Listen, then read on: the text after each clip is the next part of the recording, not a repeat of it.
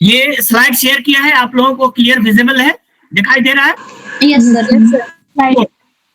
Yes yes yes okay okay. चलिए अब इसमें हम देखेंगे बेसिकली जामिया आरसीए गाइडेंस के लिए मैंने स्पेसिफिक बनाया है बैक ईयर का जितने भी क्वेश्चंस है उसको लेकर के। तो सबसे पहले देखेंगे कौन कौन से इंपॉर्टेंट टॉपिक है, खास करके ये जो हम देख रहे हैं वो ज्योग्राफी के कॉन्टेक्स्ट में देख रहे हैं, चाहे वो इंडियन ज्योग्राफी हो, वर्ल्ड ज्योग्राफी हो। तो ज्योग्राफी से कितने क्वेश्चन आए किस किस साल में, तो वो हम लोग देखेंगे इसमें। तो इसमें जो मेन टॉपिक है यही 8 टॉपिक आज बताएंगे, इसी से क्वेश्चन आपको जामिया में पूछे जाते हैं अक्सर आरसीए में। आप 2-3 साल या 4 साल का बैक का आप देख सकते हैं। इसमें तो पहला है जियोमॉर्फोलॉजी। तो जियोमॉर्फोलॉजी में देखेंगे कि कहाँ कहाँ से क्वेश्चन आपके आते हैं। तो इसमें आप देखेंगे, इसमें देखेंगे ओरिजिन ऑफ अर्थ से एक बार पूछा है, यानी यूनिवर्स के बारे में। Interior of the earth, plate tectonic, इससे आपका आते हैं। दूसरा है क्लाइमेटोलॉजी। अब क्लाइमेटोलॉजी भी काफी इंपॉर्टेंट हो जाता है। इसमें solar radiation, atmospheric circulation, pressure belt, यानी अक्सर आप देखेंगे कि हर साल एटमॉस्फेरिक सर्कुलेशन और प्रेशर बेल्ट से क्वेश्चन आपके आते हैं। तीसरा है ओशेनोग्राफी। इसमें ओशेनोग्राफी में स्ट्रक्चर एंड कंपोजिशन, जैसे कि प्लेजिक के बारे में पूछा था एक बार, तो ये सारे इंपॉर्टेंट है। चौथा आप देखेंगे तो मैप इंडिया और वर्ल्ड। मैप से आप देखेंगे तो जामिया आरसीए में हर साल, किसी साल 2, किसी साल 4 क्वेश्चन रहते हैं। इस टोटल 9 से लेके 11 तक के एवरेज में आता है उसमें। उसी तरह से फिफ्थ हम लोग देखें तो इकोनॉमिक ज्योग्राफी। इकोनॉमिक ज्योग्राफी में बेसिकली आप देखेंगे तो मिनरल्स के बारे में ज्यादा क्वेश्चन आया है जामिया आरसीए में।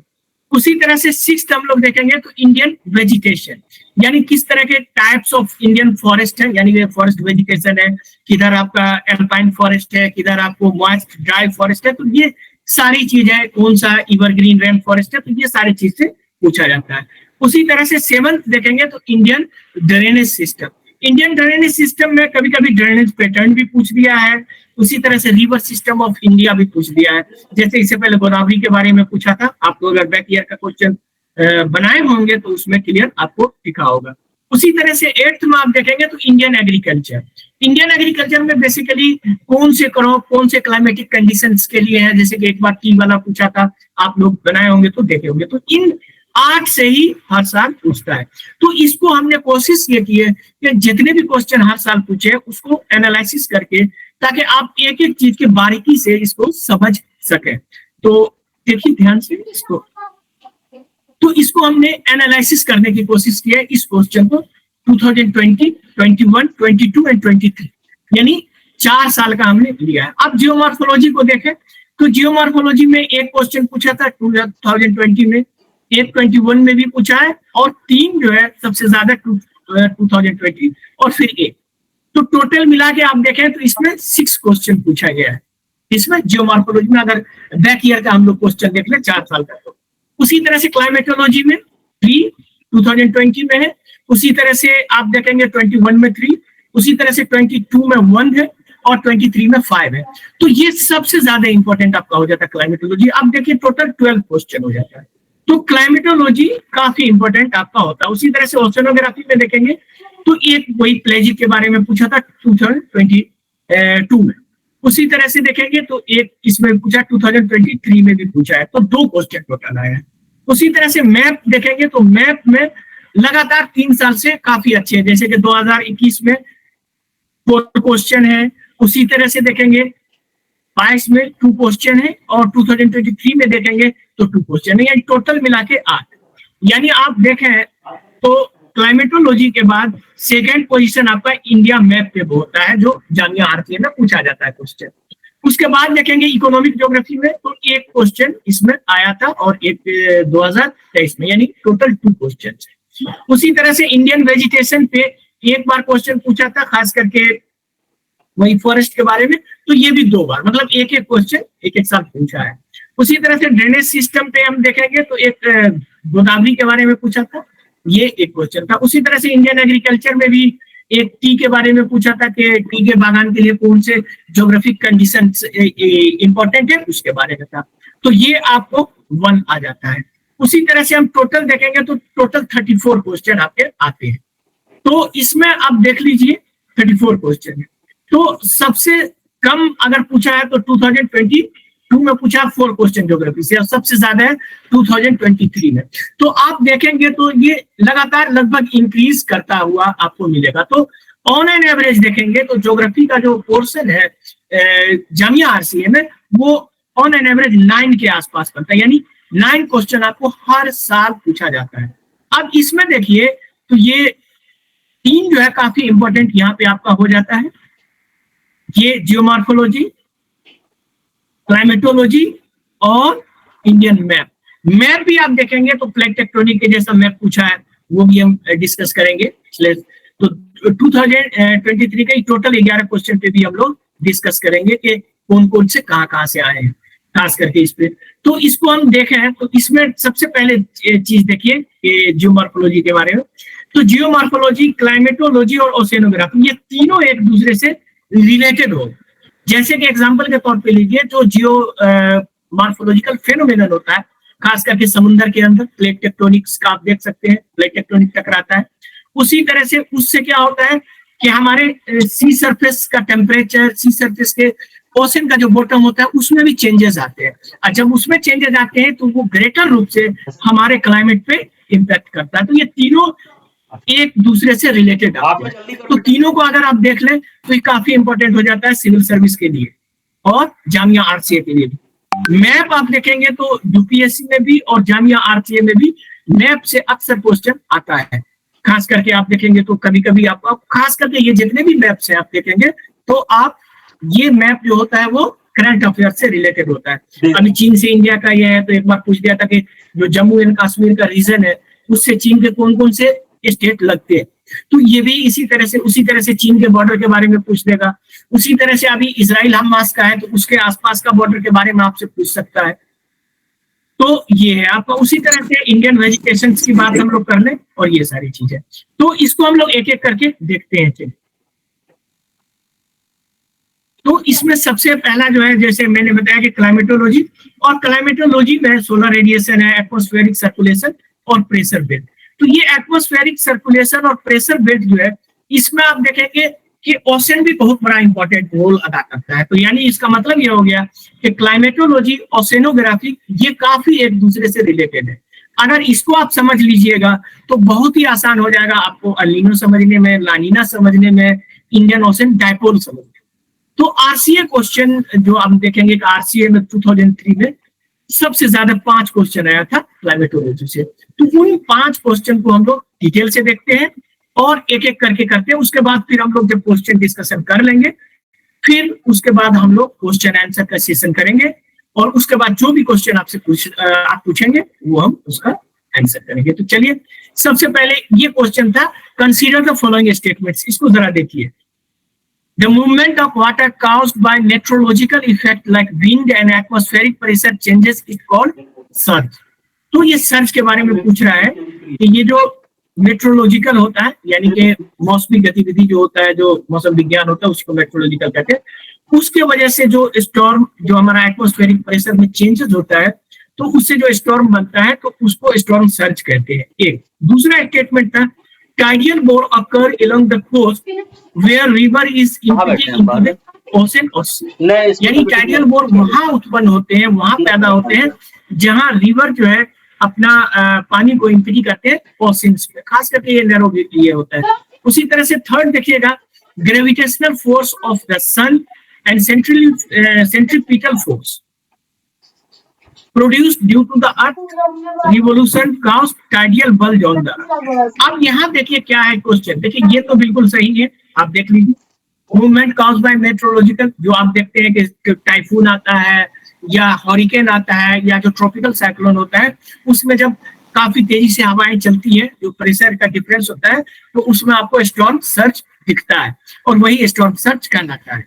टाइडल बोर जो होता है वो बेसिकली आप देखेंगे जो कोई वे होता है उसमें समुद्र में मिलती है नदियां, खास करके जो नैरो वे होता है, काफी सकड़ा हुआ होता है, तो वहां जब टाइड आता है तो क्या होता है कि काफी तेजी से समुद्र से पानी नदी की तरफ, यानी नॉर्मली क्या होता है, नदी से समुद्र में पानी मिलती है तो नदी का धारा को उलट देता है, तो वैसा सिचुएशन होता है, उसको कहते हैं टाइडल बोर। तो ये भी सही। लेकिन तीसरा देखिए क्या इसमें माइन्यूट चीज वो दिया है, थोड़ा सा ध्यान से इसको जरूर देखें। इसमें इन्होंने कहा यस सर, हेलो सेंट्रीफ्यूगल होता है वहाँ पर, सेंट्रीफ्यूगल। नहीं, ये सेंट्री जो पीटल फोर्स है, ये फ्रीजर, ये देखिए प्रोड्यूस क्या गया है, अर्थ रिवोल्यूशन। रिवोल्यूशन से नहीं होता, रोटेशन से होता है। ये ध्यान देखिए यहाँ, ये रिवोल्यूशन क्या होता है, जो सन के चारों तरफ चक्कर लगाता है, ठीक है।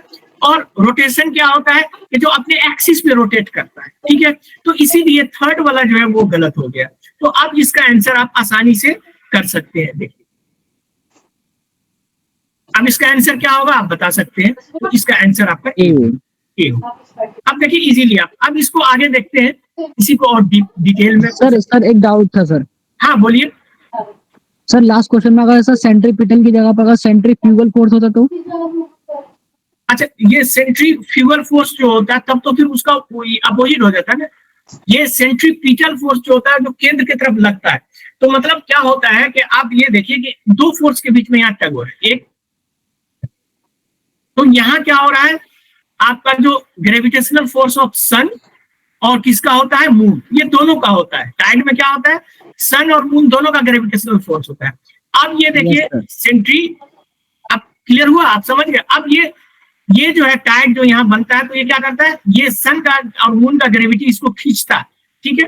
और यहाँ जो सेंट्रीपिटल फोर्स होता है वो इस इधर जा रहा है, ठीक है। तो अब इसको और डिटेल से देखते हैं, एक मिनट, तो डिटेल से इसको देखते हैं। कोशिश हम करते हैं इसमें क्लियर करने का, और होप कि नेक्स्ट क्लास में और हम लोग इसको डिटेल से देखेंगे। तो ये देखिए, storm surge rise the sea level occurs during the tropical cyclone. ये बेसिकली ट्रॉपिकल साइक्लोन होता है, जिसको आप हरिकेन्स कह सकते हैं, टाइफून्स कह सकते हैं, कोई भी चीज कह सकते हैं। जो ट्रॉपिकल साइक्लोन है, हरिकेन है, टाइफून्स है, या कॉमनली साइक्लोन अपने लोग की तरफ कहा जाता है। ये स्टॉर्म जो होता है स्ट्रॉन्ग विंड होता है। क्या होता है, वाटर को पुश करता है, it can lead to the flooding, this makes surge dangerous to the coastal region. जैसे कि कोस्टल रीजन है, अब स्टॉर्म सर्च जो आप देखते हैं, तो यहाँ पे कोई घर है, अब यहाँ देखिए घर है, तो स्टॉर्म सर्च जो करता है तो ये पानी यहाँ तक पहुंच जाता है, तो इसको स्टॉर्म सर्च कहा जाता है। ये डिपेंड होता है बेसिकली विंड के स्पीड पे, कितना स्पीड से ये विंड चल रहा होता है। दूसरा हम देखें, जो हम लोग बताया था टाइडियल बोर के बारे में, तो टाइडियल बोर बेसिकली जो होता है अलोंग द कोस्ट। अब क्या होता है कि ये नदी है और ये समुद्र में मिल रहा है, ये सी है। अब क्या होता है, जब टाइड इसमें उत्पन्न होता है तो ये काफी पानी को उल्टा कर देता है, यानी जो पहले ये इधर आ रहा था अब उल्टा हो जाता है कि ये समुद्र से नदी की तरफ चला जाता है। तो इसको टाइडियल बोर कहा जाता है। ये काफी बहुत जगह देखने को मिलता है, खास करके आप देखेंगे तो जो नैरो वे है, जो खाड़ी काफी सकड़ी है, उसमें ज्यादा इफेक्टिव दिखाई देगा आपको। दूसरा ग्रेविटेशनल फोर्स जो होता है, ये बेसिकली पुल जो होता है, अब सेंट्रीफ्यूगल फोर्स होता है, centrifugal force responsible for the creating major tidal birth. ये जब नाचता है, सेंट्रीफ्यूगल होता है, सेंट्रीपिटल नहीं होता है।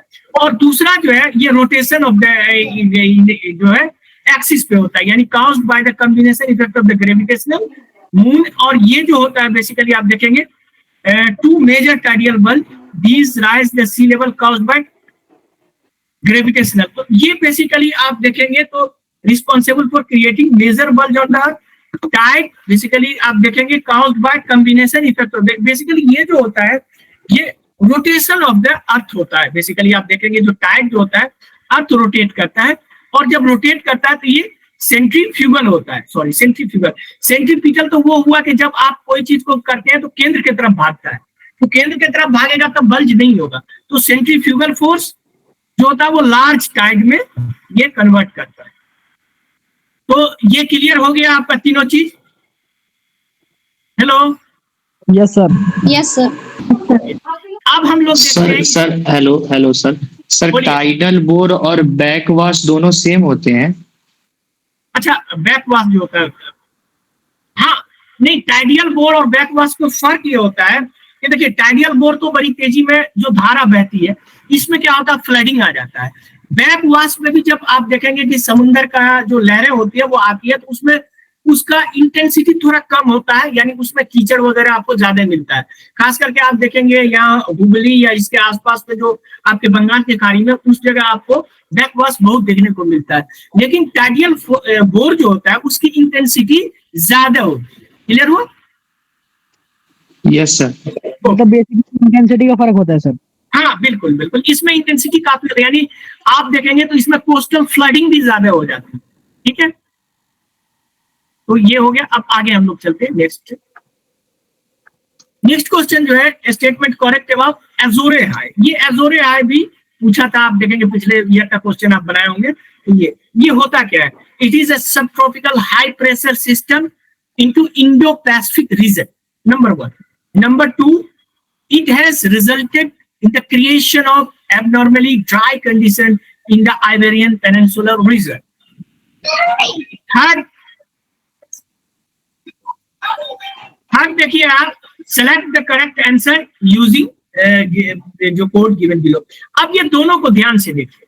High pressure system Indo Pacific region यहाँ कह रहा, ये कह रहा है कि किससे बनता है? एबनॉर्मेलिटी ड्राई कंडीशन, यानी काफी एबनॉर्मल ड्राई कंडीशन कहाँ होता है? आइबेरियन पेनिनसुलर रीजन में। तो इसका क्या आंसर होगा आप लोग बताइए? 1 only, 2 only, both 1 and 2, neither 1 and 2। बताइए, ये आप लोग पिछले ईयर का क्वेश्चन देखें। 1 और 2। 1 और 2, बोथ। ठीक है। लेकिन देखिए इसीलिए कह रहे हैं बैक ईयर का क्वेश्चन हमेशा बनाइए, चाहे यूपीएससी का आप बना रहे हो या जामिया आरसीए का बना रहे हो। ये नहीं है, ये देखिए क्या कर रहा है? Indo Pacific region. Indo Pacific region आप समझिए, मैप अगर देखेंगे तो इंडियन ओशन से शुरू हो जाता है और कहां तक चला जाता है? वो पैसिफिक रीजन में। ठीक ये उल्टा है, ये अटलांटिक ओशन में और नॉर्थ अटलांटिक ओशन में। तो ये हाई प्रेशर सिस्टम तो है, ये बात बिल्कुल सही है, लेकिन ये रीजन गलत है। इसी तरह यूपीएससी भी करता है, यानी आपको एक तरफ लगेगा कि सही है, ये सब ट्रॉपिकल भी सही है, हाई प्रेशर सिस्टम भी सही है, लेकिन ये इंडो पैसिफिक रीजन ना होकर के नॉर्थ अटलांटिक में हो जाता है।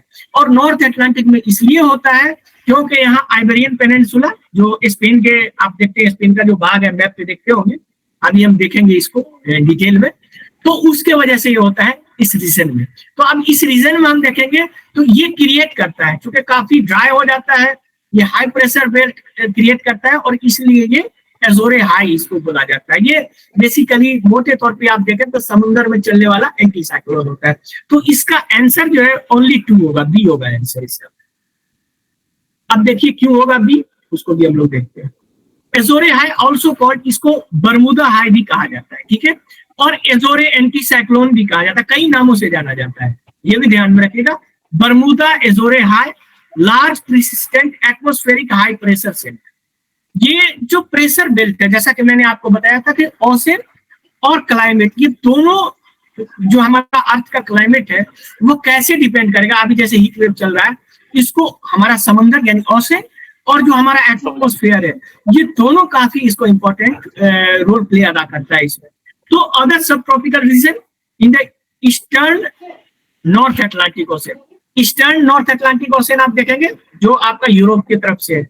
उसी तरह से ड्यूरिंग द विंटर और स्प्रिंग, ये जाड़े के समय में और स्प्रिंग के टाइम में, यानी जो बसंत का मौसम होता है उसके टाइम में, ये आपको नॉर्दर्न हेमिस्फीयर में होता है एज़ोरे हाई। अब इसको देखिए तो it is associated with anti cyclone wind. जब हम लोग साइक्लोन पढ़ते हैं, क्योंकि हम लोग के पास ज्योग्राफी का हम सोचे थे कि 8-10 का आप लोग इन फ्यूचर में हम लोग आप लोग को देंगे, तो इस एंटी साइक्लोन, साइक्लोन, सब ट्रॉपिकल नॉर्थ अटलांटिक जो है ये इस तरह से बनता है, इस पर भी हम लोग डिटेल करेंगे। वैसे ये सारे वीडियो हमारे यूट्यूब पे अवेलेबल है। उसी तरह से देखेंगे form dry air along ascending subtropical coincide with the downward branch of the Hadley cell। अब ये हेडली सेल जो होता है उससे ये जुड़ा होता है, उसका जो आर्म होता है।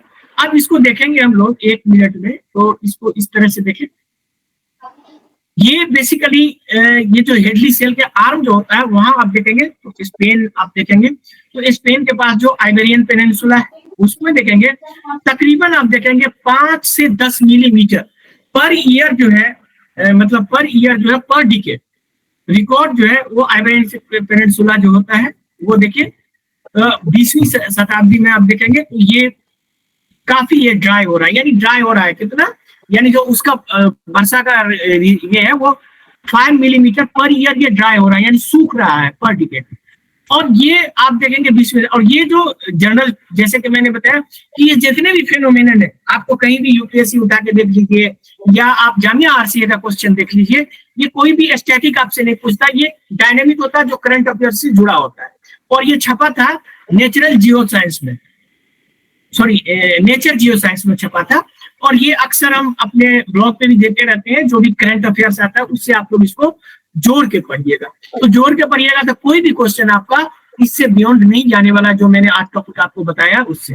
अब आपको हेडली सेल या पोरल सेल का आर्म थोड़ा सा हम समझा देते हैं ताकि आपको बहुत आसानी से समझ में आ जाए हेडली सेल कहाँ कहाँ होता है। लग रहा वो लोग नया नया पढ़ेंगे ज्यादा। नहीं, झूठ है बोलता है, इसको आराम से। हेलो सर, बोलिए बोलिए। हेलो, क्या आप कुछ टॉपिक को हिंदी में बोल सकते हैं? इसको शरबत है ठंडा। हिंदी में? अच्छा, बेसिकली हम तो हिंदी में ही बोल रहे हैं, इंग्लिश तो बोल ही नहीं रहे हाँ, हैं। ठीक। इंग्लिश में नहीं, बस टॉपिक के नाम बस लेना था, बाकी तो अच्छा समझ अच्छा आ ही रहा है। अच्छा ठीक है। तो क्लाइमेटोलॉजी जो है वो जलवायु विज्ञान है। अब ये ओसेनोग्राफी, सब समझ में आ रहा है सर, थैंक यू। हाँ, उसको हम समझा देंगे। अगर आप जैसे एजोरे हाई है, तो एजोरे हाई ये कोई इंग्लिश नहीं है, ये टर्म ज्योग्राफिकल टर्म है, ये उस प्लेस के नाम पे है। जैसे आइबेरियन पेनिनसुला मैंने कहा, तो इसको आप हिंदी में कहेंगे आइबेरियन। ठीक है, आप म्यूट कर लीजिए तो ओके। तो ये देखिए अनिता शाह, आपको रिमूव कर दूंगा, प्लीज म्यूट कीजिए। हमारा ग्लोब है। और ये देखिए, अब ये देखिए ये 0 डिग्री है, आप जानते हैं, और ये 30 डिग्री नॉर्थ, और ये क्या है 30 डिग्री साउथ, और ये आपको 90 डिग्री नॉर्थ, और ये 90 डिग्री आप यहाँ देखिए साउथ, 90 डिग्री आप साउथ देखिए।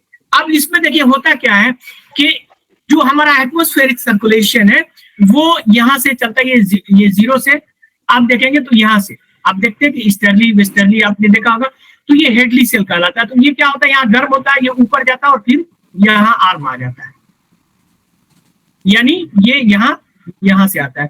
तो ये जो है ये इसको कहते हैं हेडली सेल, हेडली सेल।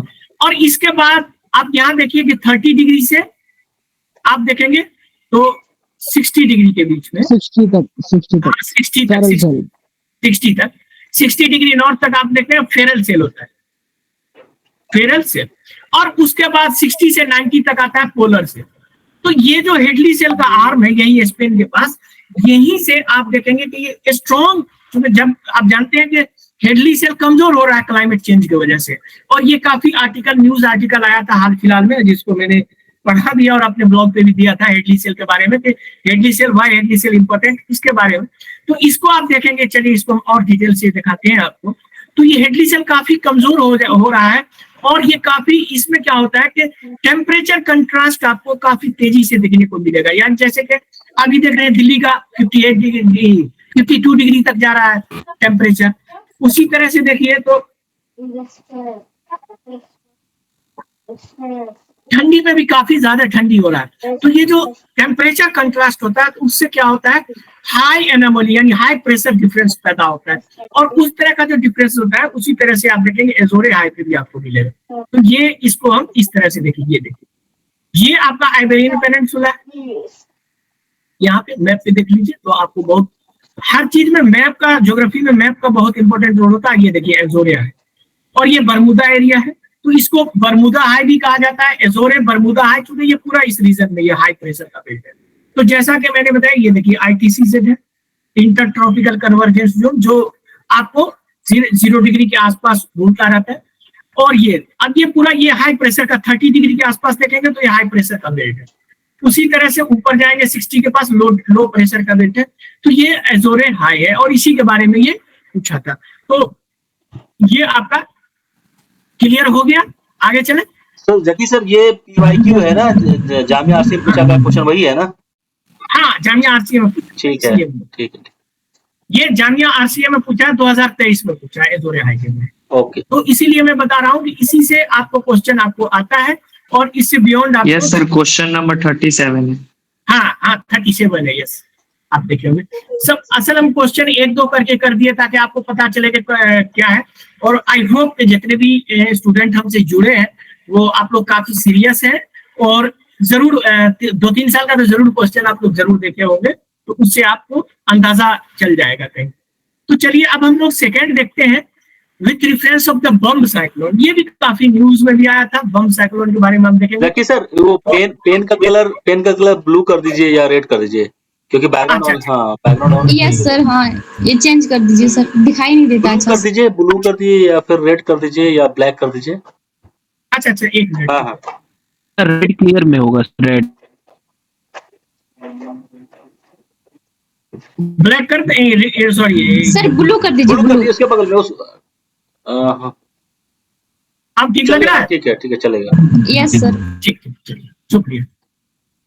चलिए ये आप लोग ने ये थोड़ा हाँ यस अब हाँ ये बम साइक्लोन के बारे में हम लोग कर रहे थे कि बम साइक्लोन पे पूछा था, consider the following, they are mid latitude storm with rapidly falling central air pressure. Second में इन्होंने दिया है these cyclone develop only in summer month.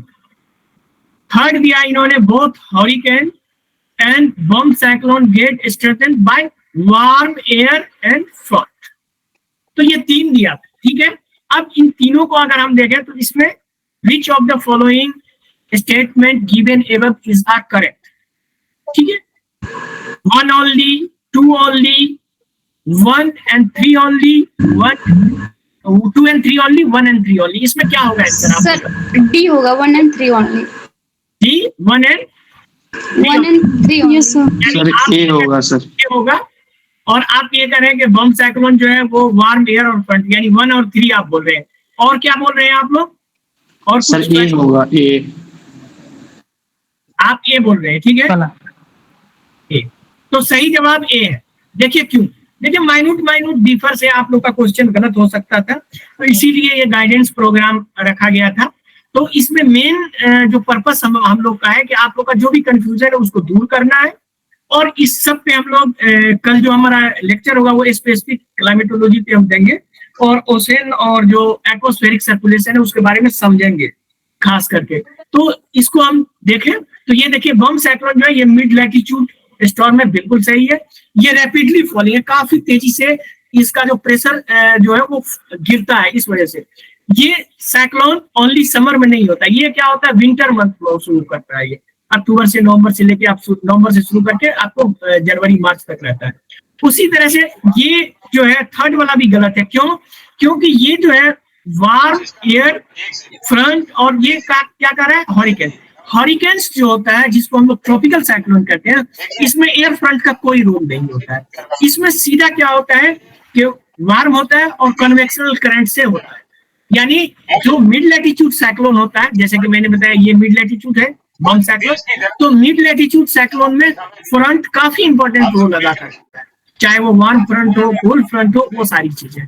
लेकिन अगर आप देखेंगे इधर यानी कि ट्रॉपिकल साइक्लोन में, तो ट्रॉपिकल साइक्लोन में फ्रंट का कोई रोल नहीं है। तो इसीलिए यहाँ अगर हरिकेन नहीं होता और अगर इस जगह दूसरा दे दिया होता मिड लैटिट्यूड साइक्लोन और bomb cyclone get strengthened by warm air and front, तो वार्म एयर आता है यानी वार्म फ्रंट और जो आप देखेंगे कोल्ड फ्रंट, ये दोनों को मिलता है जिसको हम लोग कहते हैं ऑक्लूडेड फ्रंट। और ऑक्लूडेड फ्रंट से ही ज्यादातर मिड लैटिट्यूड साइक्लोन के बाद आपको ये देखने को मिलता है।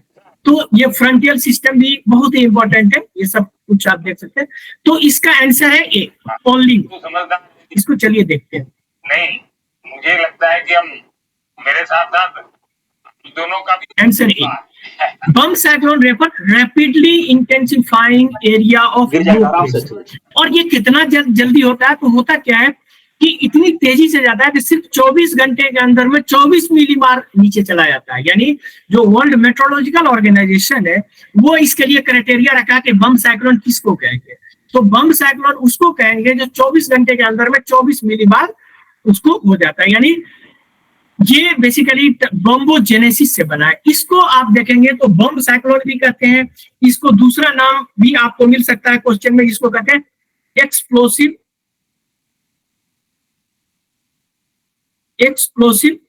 साइक्लोजेनोसिस।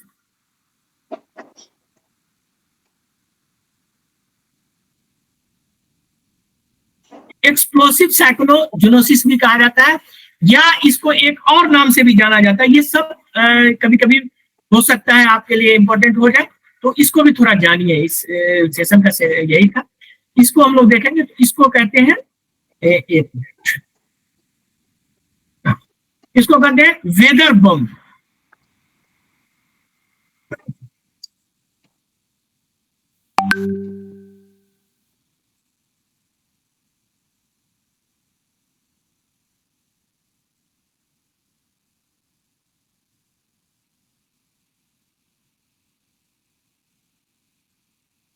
वेदर बम भी कहा जाता है। तो ये वेदर बम या आपको एक्सप्लोसिव साइक्लोजेनेसिस या बम साइक्लोन या बम्बोजेनेसिस, ये सारी टर्म जो है ये बम साइक्लोन से रिलेटेड है। ये काफी पिछले साल न्यूज में भी आया था, और इन फ्यूचर में भी बहुत सारे क्वेश्चन इससे आपको बन सकते हैं। तो ये होता क्या है बेसिकली, इसको अगर और देखें हम, जैसा कि मैंने बताया था कि एटलीस्ट 24 मिलीबार 24 आवर्स में इतना प्रेशर आपको घटता है, ड्रॉप होता है, मस्ट ड्रॉप।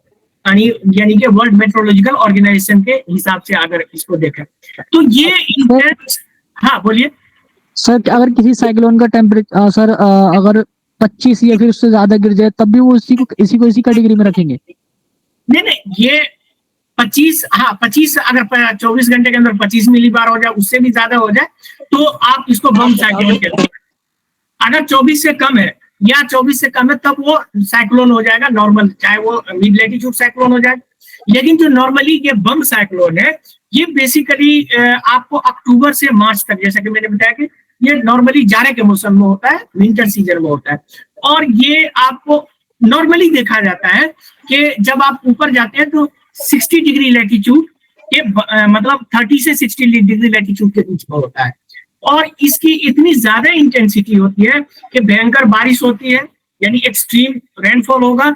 उसके साथ साथ आपको ब्लिज़ार्ड, जो बर्फ की आंधी चलती है। अभी कुछ दिन पहले न्यूज आया था अमेरिका में, इसलिए ये बम साइक्लोन के बारे में। Yes sir. हाँ, तो ये काफी इतनी तेज इंटेंस आता है कि ये काफी, इस पे भी इन फ्यूचर में हम बम साइक्लोन पे स्पेसिफिक वीडियो भी हम देंगे, और कोशिश करेंगे हम लोग जुड़े हैं तो बहुत सारी चीजें हैं। तो ये नॉर्मली जो है किसी भी साल में किसी भी टाइम जो है अक्टूबर से मार्च के बीच में होता है। ये नहीं है कि सिर्फ समर के टाइम में होगा। तो ये बम साइक्लोन के बारे में जो आपने तीनों चीज पढ़ा, वो सारी चीज हमको लगता है क्लियर हो गई होगी। और कुछ पूछना चाहते हैं पूछिए, फिर आगे चलते हैं। हेलो, नहीं सर, आगे बढ़िए सर। हाँ चलिए। तो अब ये बम साइक्लोन था। अब एक काफी इंपॉर्टेंट क्वेश्चन था, इसके बाद मेरे फोर्थ क्वेश्चन, ये भी क्लाइमेटोलॉजी से। Positive phase of Indian ocean dipole, IOD कहा जाता है, seize greater than average sea surface temperature and greater precipitation in the western Indian Ocean region. उसी तरह से देखेंगे, a positive IOD is associated with drought in Australia. यानी इसको अब हिंदी में कहें तो ये इंडियन ओशन, मतलब हिंद महासागर दो ध्रुव होते हैं हिंदी में इसको, ठीक है, जो हिंदी वाले बच्चे हैं। और ये क्या होता है कि जो सी सरफेस यानी सी का जो तापमान रहता है वो नॉर्मली एवरेज से ज्यादा होता है, और वर्षण भी ज्यादा होता है, यानी प्रेसिपिटेशन यानी बारिश भी इससे ज्यादा होता है। किधर? वेस्टर्न इंडियन ओशन में, यानी पश्चिमी हिंद महासागर में, जो अफ्रीका तक से जुड़ा हुआ है। दूसरा ये कह रहा है कि positive IOD is associated with drought in Australia, यानी पॉजिटिव आईओडी जो होता है उससे ऑस्ट्रेलिया में सूखा होता है। तीसरी बात इसमें ये कह रहा है, मतलब इस दोनों के बाद में आपको ये कह रहा है, which of the following statement is given correct? तो these are one only, two only, both one and two, neither one and two. इसका क्या होगा जवाब बताइए। सर सी होगा शायद। सर बोथ सर, 1 and 2 शायद। ये इसका आंसर आपका बिल्कुल सही है, सी होगा, दोनों सही है। ये पॉजिटिव जो होगा वो आप देखेंगे तो वेस्टर्न इंडियन ओशन में पॉजिटिव फेज में क्या होता है, ये इसको चलिए आप देखते हैं, इसका आंसर आपका सी, ठीक है, बोथ है। तो इंडियन ओशन डाइपोल जो है, जो जानते हैं ये क्लाइमेट पैटर्न है। अब होता क्या है कि नॉर्मली हम लोग जो एयर प्रेशर बेल्ट देखते थे ना, तो जैसे अभी आपको एग्जांपल के तौर पे बताए थे, जो एक यहाँ पे बताए थे हम आपको पहले, ये हमारा ग्लोब है, इसको मान लीजिए एक्वेटर, इसको मान लीजिए 30 डिग्री, ये 60 डिग्री, ये जो भी हो, ये 30 डिग्री और यहाँ से 60 डिग्री हम कर लिया, अब ये पोल हो गए। तो हम लोगों ने देखा था कि Hadley cell, Ferrel cell, Hadley cell, Ferrel cell और कोरल सेल। तो ये इस तरह से होता है, यानी इसको हम देखेंगे तो ऐसे। लेकिन साइंटिस्ट ने जब आप देखेंगे तो ये जिसको हम लोग कहते हैं जो वेदर फेनोमेनन है, इसका बाद में खोज हुआ। ये तो हम लोग इसके बाद, यानी जो डिफरेंट सेल है, एक अदर सेल जो होता है वो आपको डिफरेंट जो ओशन है उस पर भी ऐसे होता है, इस तरह जैसे इंडियन ओशन डाइपोल है, उसी तरह से अल नीनो एंड लानीना है, उसी तरह से नॉर्थ अटलांटिक ऑसिलेशन है। ये सब आप लोगों को पढ़ना जरूरी है, इससे हमेशा क्वेश्चन आता है, चाहे वो आप यूपीएससी में देख लें या जामिया आरसीए में भी, जैसा कि आप ये क्वेश्चन आप देख सकते हो। चलिए इसको समझते हैं इंडियन ओशन डाइपोल। तो चलिए देखते हैं। तो ये जैसे कि मैंने बताया, तो इसमें क्या होता है, जब पॉजिटिव फेज आता है तो जो वेस्टर्न इंडियन ओशन है वो काफी वार्म हो जाता है, पॉजिटिव फेज, और वार्म वाटर पुश करता है western part of the Indian ocean. Cold, अब क्या होता है, जब वार्म ओशन होता है यानी जो गर्म होता है वो चला जाता है, तो नीचे से जो होता है समुद्र के नीचे जो ठंडा पानी रहता है वो क्या होता है, वो ईस्टर्न इंडिया ओशन में सरफेस पे आ जाता है। This pattern is reverse during the negative phase. अब निगेटिव फेज में इसका ठीक उल्टा हो जाता है, यानी जो वेस्टर्न इंडियन ओशन है वो ठंडा हो जाता है, और जो ईस्टर्न पार्ट है आपका इंडियन ओशन का, जो मलेशिया वगैरह के आसपास ऑस्ट्रेलिया के बॉर्डर से लगा है, वहां आपको गर्म हो जाता है। ठीक इसका अपोजिट होता है। इसको हम देखेंगे इस तरह से, ये देखिए फिगर से, क्योंकि ज्योग्राफी फिगर से बहुत आसानी। ये देखिए पॉजिटिव फेज। अब पॉजिटिव फेज में देखिए क्या होता है, हम लोग जानते हैं, आप लोगों को पढ़ाया भी था पिछले बार में, जो हमारे पुराने स्टूडेंट भी जानते होंगे। तो ये देखिए, तो ये ईस्टर्ली विंड चलती है, जानते हैं आप लोग, ईस्टर्ली विंड चलती है 0 से 30 के बीच में। अब ये ईस्टर्ली विंड जब काफी स्ट्रॉन्ग हो जाता है तो वो क्या करता है, जो इंडियन ओशन का सी सरफेस है यहाँ पे, इससे सारे ये इसको इधर कर देता है, ये गर्म पानी यहाँ हो जाता है। यानी अब जब ये गर्म पानी यहाँ जमा हो जाता है तो यहाँ क्या होता है, ये अपवेलिंग होता है, यानी ओशन अपवेलिंग, यानी यहाँ से ठंडा पानी अब इधर चला आता है, कहाँ, ईस्टर्न इंडियन ओशन, ये ईस्टर्न ऑस्ट्रेलिया के वगैरह के पास। और ये गर्म, अब जब ये गर्म होता है तो वार्मर देन नॉर्मल हो जाता है, पॉजिटिव फेज में आता है। अब यहाँ भयंकर बारिश होती है और काफी सी सरफेस काफी गर्म होता है और भयंकर बारिश होती है। अब उसका अपोजिट क्या होता है, अब यहाँ ऑस्ट्रेलिया में बारिश नहीं होती तो ऑस्ट्रेलिया में सूखा पड़ जाता है। यही पूछा था कि ऑस्ट्रेलिया में सूखा पड़ता है। ये क्या होता है, इस ऐसी हालत में आप देखेंगे तो जहाँ इंडिया है अपना, ये इंडिया है, तो इंडिया में भी मानसून काफी जो है इरेटिक, मतलब आप देखेंगे काफी तगड़ा हो जाता है। तो ये मानसून पे भी इम्पैक्ट करता है इंडियन ओशन डाइपोल। और कल हम कोशिश ये करेंगे कि इन सब पे, यानी इंडियन ओशन डाइपोल, लानीना, अल नीना, और जो और कुछ नए नए फेज है जो आपको हम बताएंगे कल वाले लेक्चर में, तो उससे बहुत आपको फायदा मिलेगा आगे के लेक्चर। अब ये पॉजिटिव और निगेटिव फेज ठीक इसका उल्टा है कि यहाँ आपको, अब क्या होता है कि जो मैंने आपको बताया था, यहाँ ईस्टर्ली विंड, ये ईस्टर्ली विंड, अब ईस्टर्ली विंड जो होता है, ये इक्वेटर है, और यहाँ जो ईस्टर्ली विंड है ये कमजोर हो जाता है। जब कमजोर हो जाता है तो यहाँ जो पानी गर्म होता है इक्वेटर के पास, ये यहीं रह जाता है और यहाँ नहीं पहुंच पाता है। तो इसके वजह से क्या होता है, वार्मर के अंदर नॉर्मल हो जाता है ये। इसमें क्या होता है निगेटिव में, कि ऑस्ट्रेलिया में ज्यादा बारिश होगी भयंकर, और इसका इम्पैक्ट पड़ता है क्या, निगेटिव फेज का, आपको इधर बारिश कम होगा, यानी आपका मानसून भी कमजोर हो सकता है। आपका ये पूरा जो ईस्टर्न इंडियन ओशन है वो काफी ठंडा होने की वजह से बारिश के चांसेस काफी कम हो सकते हैं। तो ये आपको था इंडियन ओशन डाइपोल, जिसको हिंदी में कहते हैं हिंद महासागर द्विध्रुव। इसको हम जो जैसा कि मैंने बताया कि नेक्स्ट लेक्चर जब होगा तो इसको हम और डीप में डिटेल में जानने की कोशिश करेंगे। कल के लेक्चर में हो सकता है कि सर ये सेम एल नीनो के जैसा है ना सर? क्या, देखिए ये एल नीनो जैसा है ना सर? हाँ बिल्कुल प्रोसेस इसकी बिल्कुल बिल्कुल। ये जो है आप देखेंगे तो ठीक इसका अपोजिट अल नीनो की तरह से, जिस तरह से अल नीनो पॉजिटिव फेज है, लानिनो जो है उसका नेगेटिव फेज है। लेकिन फर्क इतना है दोनों में कि अल्नीनो या लानिनो जो है वो काफी बड़े रीजन में होता है, क्योंकि पैसिफिक ओशन है वहाँ काफी, यहाँ से आपका शुरू हो जाता है पैसिफिक ओशन और यहाँ पैसिफिक ओशन मतलब यहाँ मतलब खत्म होता है बीच में अटलांटिक छोड़ के, तो काफी बड़ा रीजन हो जाता है। उसके मुकाबले इंडियन ओशन काफी छोटा है, तो ये उसके मुकाबले काफी छोटा है, लेकिन ये ठीक उसी तरह का पैटर्न है जो अल्नीनो या लानिनो, जिसको साधारण ऑसिलेशन भी कहते हैं, उसके बारे में। तो ये क्लियर हो गया इंडियन ओशन डायपोल, इस पर हम डिटेल से कल और में बात करेंगे। ओके, आगे बढ़े। Yes sir. ओके ओके, अब चलते हैं। अब एक स्टेटमेंट जो 5वां क्वेश्चन ये क्लाइमेटोलॉजी से ही जुड़ा हुआ था, इसमें देखिए, isoline drawn on the world map joining places equal thermal anomaly called isonomer। उसी तरह से दूसरा देखिए, when Coriolis force balances the pressure gradient force, net force becomes zero, hence wind blow from the straight path parallel to the isotope. This state is called geostropic balance। Third one देखिए इसका, the increase of temperature of an ascending air at the rate of 10 degree Celsius per 1000 meter altitude before the dew point is reached called the dry adiabatic depth। ये देखिए तीनों का तीनों आप देखेंगे तो क्लाइमेट और क्लाइमेटोलॉजी से जुड़ा है। तो इसमें देखिए आइसोनोमर यानी होता क्या है कि थर्मल एनोमली जो होता है, यानी जहां जहां सेम थर्मल होगा या फिर सेम आपको प्रेशर बेल्ट होगा तो उसको आइसोनोमल कहा जाता है। तो ये तो ए तो सही है आपको, ठीक। दूसरा है बी और सॉरी एक चौथा भी है, the heat energy spent during the evaporation of water, it's conversion into water vapour is called latent heat.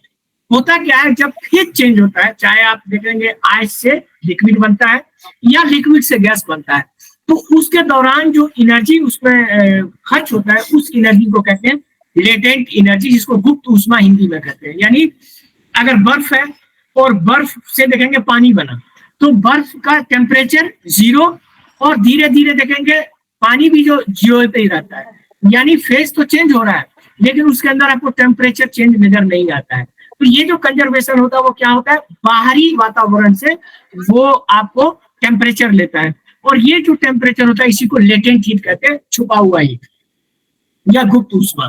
तो आपका डी भी सही है, तो ए सही है। अच्छा बी जो है वो भी सही है। तीसरा गलत है। अब तीसरा गलत क्यों है, ये कह रहा है कि increase temperature of ascending air. जब एयर जो है, आप इसको इस तरह से समझिए, एडियाबेटिक लेफ्ट साइड, ये पहाड़ है और इस पे कोई वायु जाती है, तो जब वायु असेंड करती है यानी उस पर चढ़ती है, यानी जो चढ़ता हुआ वायु होता है उसमें टेम्परेचर इंक्रीज नहीं डिक्रीज करता है, हमेशा याद रखिएगा। तो ये डिक्रीज होगा ड्यू टू अपग्रेड। हाँ, तो वो गलत लिख दिया है। तो ये आप देखें, ये जो होगा आपको, ये इंक्रीज का जगह डिक्रीज होता है, ठीक है, ये गलत लिख दिया। तो ये हमेशा आपको ध्यान रखना पड़ेगा कि इंक्रीज। हाँ बोलिए।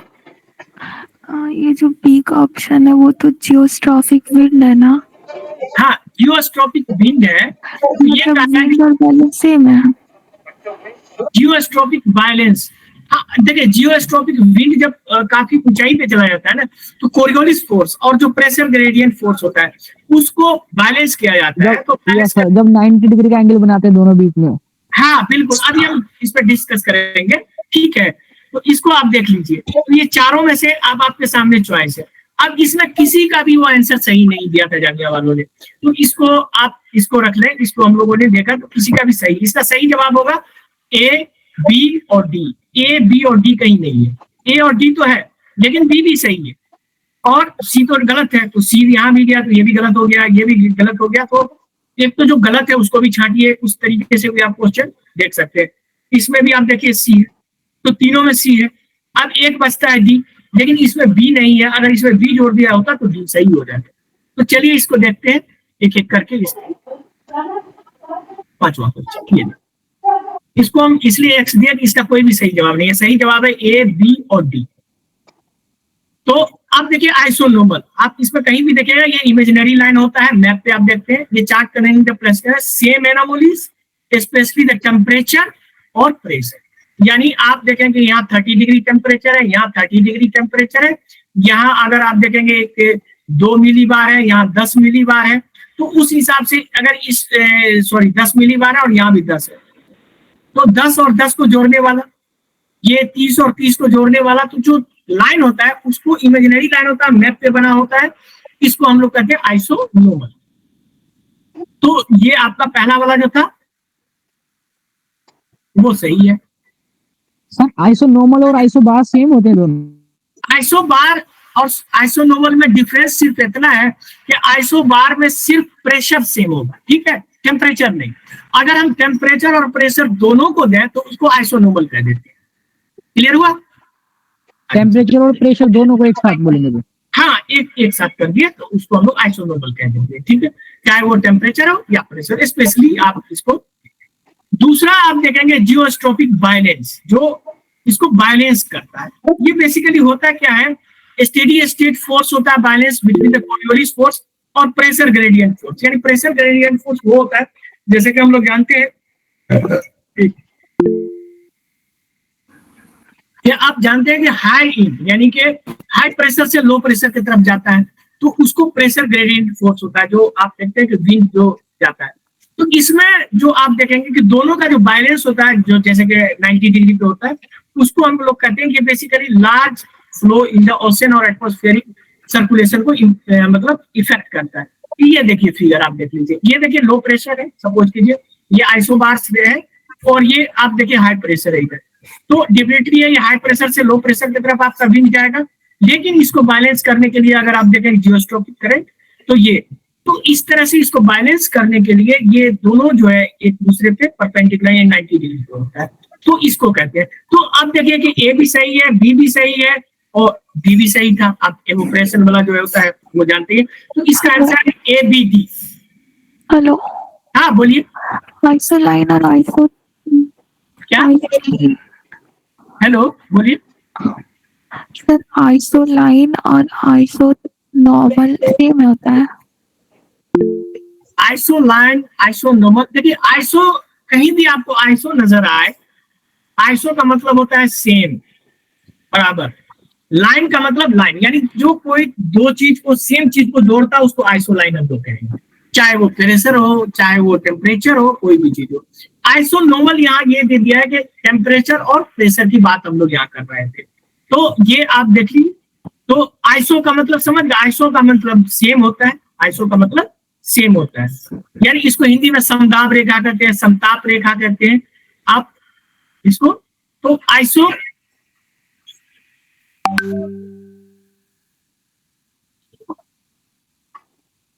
एक सेकंड रुकिएगा, 1 मिनट।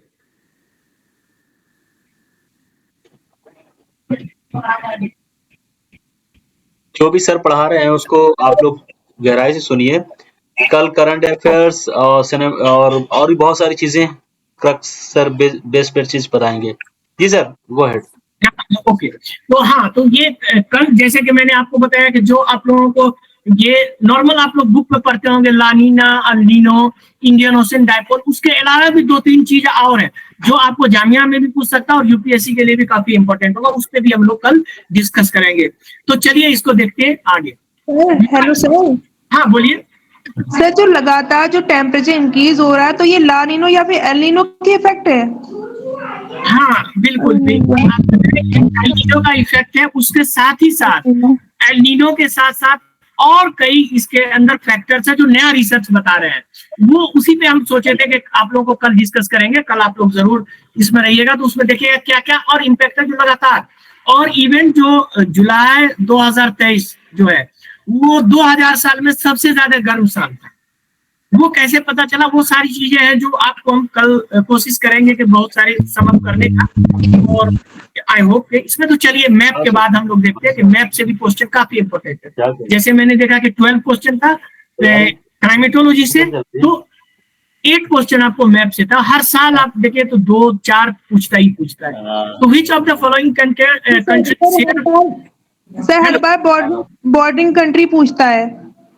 देखिए बॉर्डरिंग कंट्रीज वही जगह पूछता है जो हाईलाइट या लाइमलाइट न्यूज में होता है। जैसे कि कुछ चीजें अभी देखिए चाइना काफी तेजी से बढ़ रहा है, चाइना अपना एक्सपेंशन साउथ चाइना सी में कर रहा है। अभी चाइना पे बहुत सारे लोगों का फोकस था, तो आपने पूछ दिया कि चाइना का बाउंड्री कौन सा है, ठीक है। उसी तरह से अभी आप देखेंगे इजराइल हमास का है। अब इजराइल के पास जो जो कंट्रीज है, जैसे कि इजराइल का बॉर्डर किस किस से लगता है, ठीक है, वो भी पूछा था इससे पहले आरसीए में पूछा हुआ है कि इजिप्ट से लगता है, किससे लगता है, नहीं लगता है, तो वो क्वेश्चन पूछता है कभी कभी। विच of the following countries share a border with China? Uzbekistan, Tajikistan, Kyrgyzstan, Kazakhstan, Laos, PDR यानी पीपल्स डेमोक्रेटिक रिपब्लिक। उसी तरह से सेलेक्ट द करेक्ट आंसर और आप बताइए ये मैप। अब ये सारा चीज आपको मैप देखने से पता चलेगा, ठीक है। आप बताइए इसमें से क्या सही होगा, कौन है? उज्बेकिस्तान है, चाइना से मिला हुआ। कजाकिस्तान, नो सर, उज्बेकिस्तान नहीं। उज्बेकिस्तान नहीं है।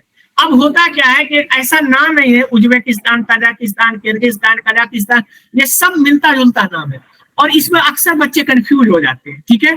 तो इसके बॉर्डर को जितने भी ये रशिया से अलग हुए थे ये सब कंट्रीज, जिसको आप कहते हैं सेंट्रल एशियन कंट्रीज, इसको जरूर आप लोग मैप में कल आप इस सब पे डिस्कस जरूर करेंगे। तो ये लाओस, इंडिया। अब इसको देखिए इस तरह से, अब ये नहीं हुआ तो इसका मतलब हो गया 2, 3, 4, 5, यानी 2, 3, 4, 5। आप देखिए 2, 3, 4, 5। अब देख लीजिए सीधा ही आपका हो गया बी आंसर। एक नहीं है तो एक तो ये भी कट गया। आप देख लीजिएगा कि आपको ये सिर्फ पता हो ना कि ये नहीं मिला है तो उससे भी आपका आंसर मिल जाता है। ये देखिए ये कट गया, ये कट गया, उस हिसाब से आप देखेंगे। तो ये देख लीजिए अब इसको मैप पे हम लोग देखें।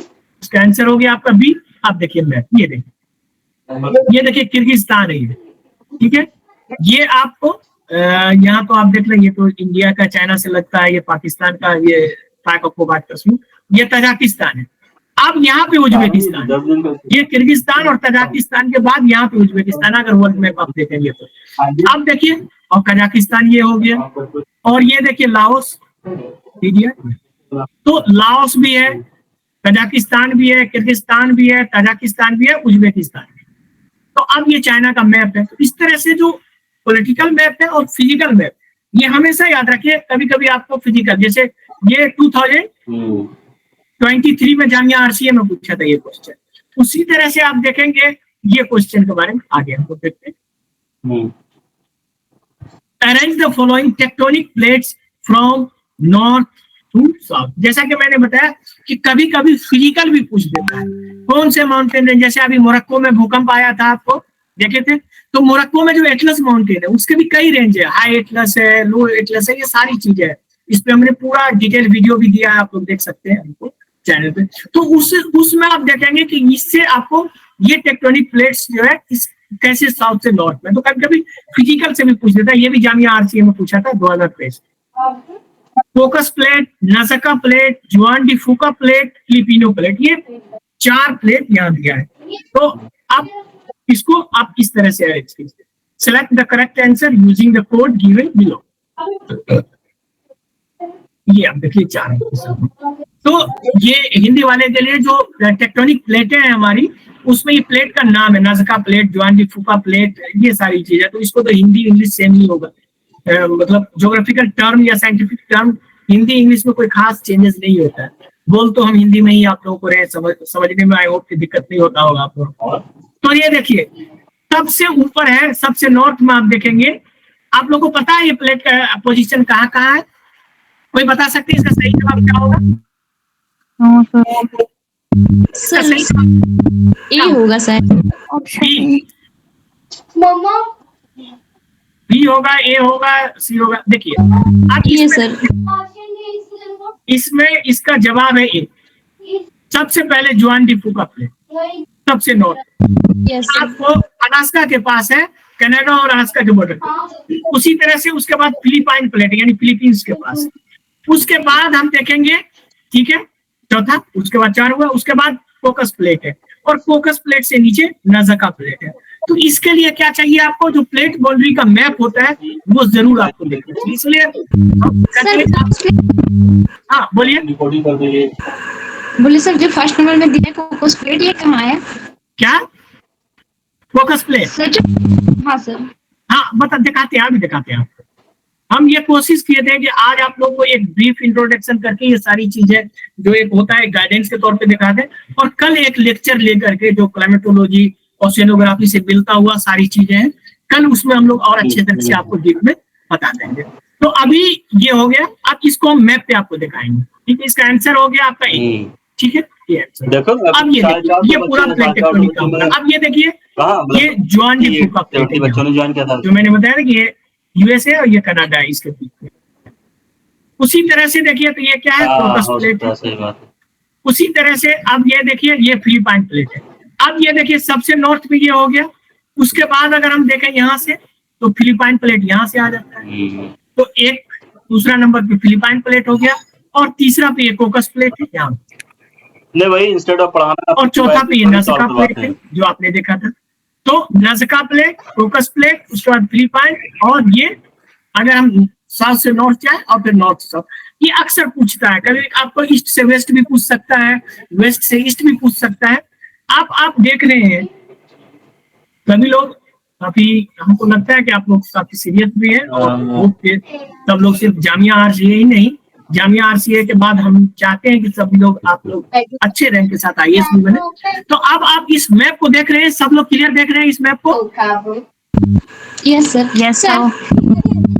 हेलो अब इस मैप में बताइए कि सबसे बड़ा प्लेट, टेक्टोनिक प्लेट कौन सा है?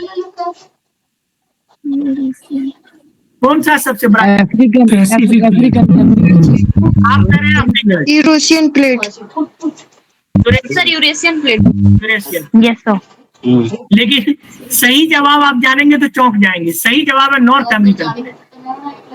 ये बहुत बच्चे कंफ्यूज करते हैं, थोड़ा सा का डिफरेंसेस है, और ये अक्सर एग्जाम में पूछ लेता है और कंफ्यूज करे, which is the largest tectonic plate on earth.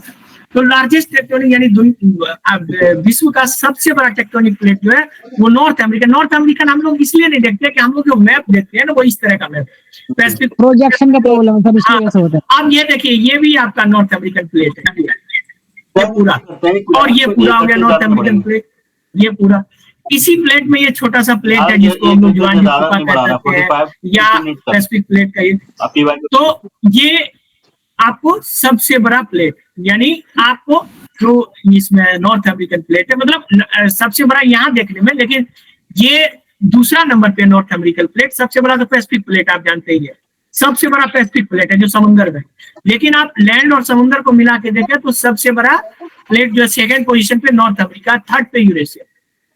तो सबसे बड़ा है पैसिफिक प्लेट, ये भी हमेशा याद रखिएगा। पैसिफिक प्लेट काफी बड़ा, ये देखिए, ये पूरा एरिया, ये पूरा अगर हम यहाँ से देख लें, इसको मिला दें यहाँ पे, तो ये पूरा पैसिफिक प्लेट है इतना बड़ा। उसके बाद नॉर्थ अमेरिकन प्लेट है, उसके बाद यूरेशियन प्लेट है, उसके बाद आपका अफ्रीकन, उसके बाद फिर देखेंगे तो अंटार्कटिक प्लेट है, बहुत सारे। तो इसको प्लेट टेक्टोनिक, तो ये भी काफी इंपॉर्टेंट है। जो भी मैंने आपको बताया था 2-3 चैप्टर, वो काफी आपको इम्पोर्टेंट है।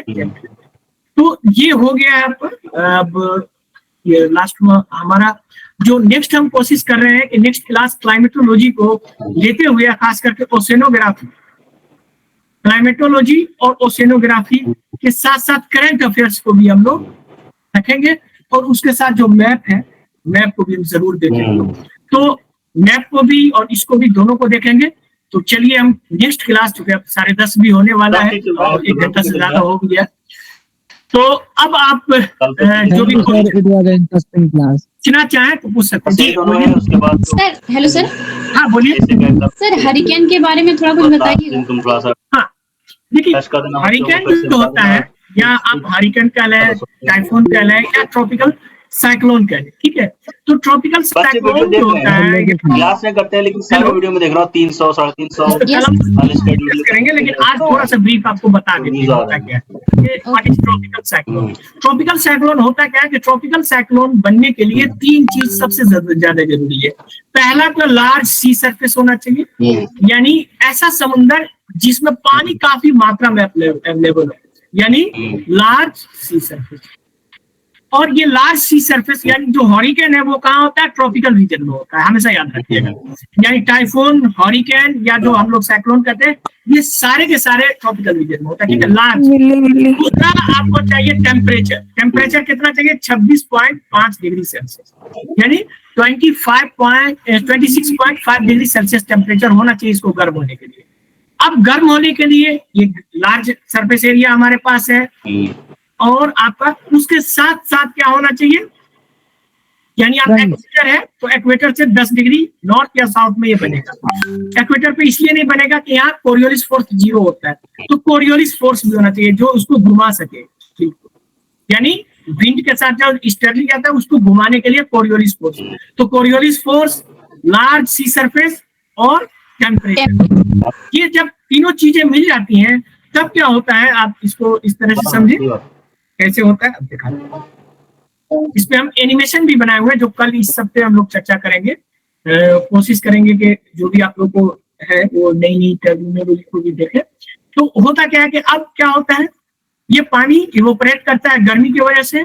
अब गर्मी की वजह से होता है तो जैसे ही इवोपरेट करके ऊपर हुआ तो यहाँ क्या होता है, जो हवा है इसके जगह लेता है, और जो हवा है जब जगह लेता है तो अब ये कोरियोलिस बल के खातिर ये मुड़ जाता है, और मुड़ते हुए इतना ज्यादा इंटेंस हो जाता है कि ये काफी बड़ा एरिया को कवर कर देता है, और फिर ये काफी ऊपर तक चला जाता है। यानी आप समझ लीजिए जो हमारा ट्रोपोस्फीयर है जो 12 किलोमीटर ऊंचाई है, उससे भी काफी ऊंचाई पे चला जाता है।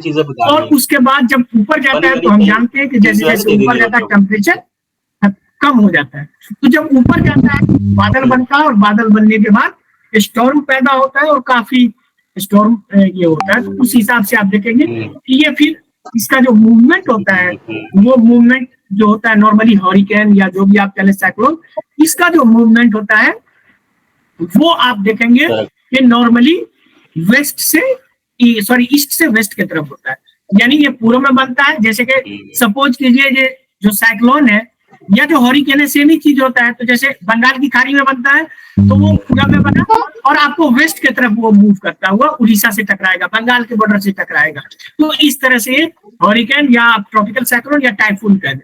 टाइफून और ये जो नाम है ये डिफरेंट रीजन के नाम पे बनता है। जैसे कि एग्जांपल के तौर पे आप ले लें वेस्टर्न पैसिफिक ओशन में जब बनता है, यानी कि फिलीपींस के आसपास जब बनता है तो उसको टाइफून कहते हैं, फिलीपींस और उसके आसपास में टाइफून कहलाएगा। उसी तरह से ईस्टर्न पैसिफिक ओशन यानी कि जो ब्राजील है या लैटिन अमेरिका है या अमेरिका के पास बना तो उसको हॉरिकेन कहते हैं। बिल्कुल उसी तरह से आप देखेंगे जो हमारे इंडियन ओशन में बनता है तो उसको साइक्लोन बोलते हैं। उसी तरह से कुछ नया टर्म भी आया है, मेडिकेन, ये सारी चीजों को हम लोग कल डिस्कस करेंगे। विली वगैरह तो बहुत पुराना चीज है। एक मेडिकेन आया है, वो हम क्वेश्चन भी पूछे थे, तकरीबन 150 से ज्यादा क्वेश्चन हम इस बार के लिए बनाए थे यूपीएससी के लिए। तो अगर आप लोगों को भी जिसको लेना हो वो ले सकते हैं, फ्री है वो क्वेश्चन।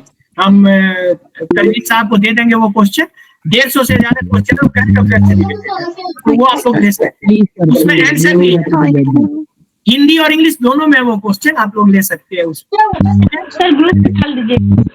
सर जैसे कि आपने बोला कि लाइक वो बॉर्डरिंग मतलब कंट्रीज वाले पे तो वो क्वेश्चन आती है, तो सर लाइक जो अभी जो इम्पोर्टेंट सीज न्यूज में like because of Israel Palestine Mediterranean sea है, तो इस टाइप के भी क्वेश्चन मतलब चांसेस है आरसीए में? ऐसा नहीं है, सक्सेसफुल तो रहा। बिल्कुल आरसीए में चांसेस है। जैसे कि मैंने बताया ना कि जो पूरा आप 1-2-3 चीज हमेशा याद रख लीजिए जो आपको पढ़ना चाहिए और बहुत जरूरी भी है, आपको बता दें। एक तो हम एक मैप का यूज कर लेते हैं, यहीं पे करते हैं। ये जो आपका ये मैप एक मैप पे थोड़ा सा चीज हम आपको समझा देते हैं। टाइम तो वैसे है अभी है 10 मिनट। ये देखिए, ये आप जानते हैं यहाँ पे इजराइल है मैप पे, और ये क्या है मेडिटेरेनियन। मेडिटेरेनियन के आसपास का रीजन आप देख लीजिए, रेड सी आप जानते हैं यहाँ पे हुती जो रिबेल है वो पूरा रेड सी को जाम कर दिया है, और जितने भी अमेरिकी और इजराइल जो आता है तो इसको करते हैं। तो ये पूरा रीजन मैप के लिए काफी इंपॉर्टेंट हो गया आपका, ये पूरा रीजन। और इत्तेफाक है कि हमने आप लोगों के लिए ये पूरा रीजन पे पूरा वीडियो एक एक करके मैप डिटेल में दिया है, और वो हमारे चैनल पे तो है ही है। हम तनवीर साहब आपके को चैनल का नाम क्या सर, एक बार मेंशन कर दीजिए। सिविल सर्विसेज पे जकी है मेरा नाम चैनल का, वो देख लीजिएगा। तो ये इस पे पूरा मेडिटेरेनियन, और ये काफी इंपॉर्टेंट है। ये आपको वो जैसे कि आपको याद होगा, अगर बैक ईयर का क्वेश्चन बनाए होंगे तो ब्लैक सी के आसपास भी पूछा है कि कौन से बॉर्डरिंग कंट्रीज है। उसी तरह से आप देखेंगे तो जो इस तरह के न्यूज में आते हैं उसको, ये होता क्या है कि ऐसे नहीं पूछ देता रैंडमली। आप देखिएगा कभी ना कभी वो आसपास में 1 साल पहले, 2 साल पहले, या हो सकता है 6 महीना पहले वो न्यूज में रहा हो, और 6 महीना के बाद आपका हो सकता है ध्यान उतर गया हो, और जैसे ही आपका ध्यान हट जाता है तो वो उस तरह से पूछता है। तो ये काफी इंपॉर्टेंट मैप भी हो जाता है। तो इसीलिए कल हमने जो लेक्चर रखा है स्पेसिफिक, वो मैप को लेके रखा है, और मैप के साथ साथ जो एटमॉस्फेरिक और ओशन सर्कुलेशन है ये काफी इंपॉर्टेंट बन जाता है। जैसे यहाँ देख लीजिए एक मिनट, आप जो अल्नीनो और लानिनो का कहा था, तो ये देखिए यहाँ ऑस्ट्रेलिया है, ऑस्ट्रेलिया के डार्विन से शुरू होता है, और यहाँ आप देखेंगे पैसिफिक ओशन में पूरा, ये ब्राजील का ये तो कितना बड़ा रीजन है, आप देख लीजिए कितना बड़ा रीजन है। यानी जो इंडियन ओशन डायपोल है ठीक उसी का छोटा वर्जन है। ये देखिए इंडियन ओशन डायपोल यहाँ से यहाँ इतना, 1 घंटे 45 और मिनट दें फटाफट। पैसिफिक वाला देखिए लानिना अलीना कितना बड़ा है, उसी अंदाज से आप देख लीजिए कितना बड़ा है और ये कितना छोटा है। तो ये भी काफी इंपॉर्टेंट हो जाता है कि लानिना को हम लोग समझे, अलीना को हम लोग समझे, नॉर्थ अटलांटिक एनोमली या ये जो होता है ये भी काफी इंपॉर्टेंट है। ये बेसिकली ओशन और जो हमारा एटमॉस्फेरिक प्रेशर है उसके बीच में जो डिफरेंसेस है उसको लेकर के ये काफी इंपॉर्टेंट हो जाता है। और इससे अक्सर चूंकि ये कॉन्सेप्ट बेस्ड है, इसको अगर जब तक आपका कॉन्सेप्ट क्लियर नहीं होगा तो आप नहीं बना पाएंगे। नहीं, वो तो हमेशा हम बच्चों से कहते हैं कि ज्योग्राफी को रट के आप नहीं समझ सकते, इसको थोड़ा सा कॉन्सेप्ट के साथ समझिए, क्वेश्चन प्रैक्टिस कीजिए और फिर उसको लगभग उसको है ना तो आई होप हम लोग 20 में करवाऊं, 20 तारीख को कराएंगे। नेक्स्ट जो हम लोग बोलेंगे तो थैंक्स आप लोग को बोलते हैं, आप लोग आए। Okay sir, thank you so much, बहुत बढ़िया thank you so much sir, it was amazing class.